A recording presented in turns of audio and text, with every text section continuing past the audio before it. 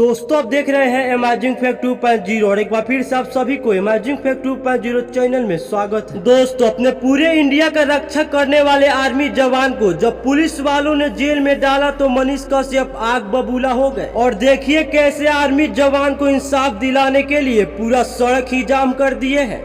इसमें कितना विधायक का बेटा लोग है, कितना सांसद का बेटा है, कितना करोड़पति का बेटा है, कितना बड़ा बड़ा बिजनेसमैन व्यापारी का बेटा है, सब साधारण परिवार का लड़का है, सब है कि नहीं है। इसलिए पता है साधारण परिवार का लड़का क्यों लड़ रहा है, साधारण परिवार का युवा क्यों लड़ रहा है कि कल सड़क पे हमारे साथ भी बदतमीजी होगा, कल हमें भी दौड़ा दौड़ा के मारा जाएगा और आज अगर आर्मी के जवान को इंसाफ नहीं मिलेगा तो हमें कौन इंसाफ दे। तो दोस्तों इतने नेक काम के लिए आप सब मनीष कश्यप भैया को क्या कहना चाहते हैं नीचे कमेंट करके जरूर बताइएगा। मिलते हैं आपसे फिर एक नए वीडियो में, तब तक के लिए जय हिंद जय भारत। साधारण परिवार का लड़का है, सब है कि नहीं है। इसलिए पता है साधारण परिवार का लड़का क्यों लड़ रहा है, साधारण परिवार का युवा क्यों लड़ रहा है कि कल सड़क पे हमारे साथ भी बदतमीजी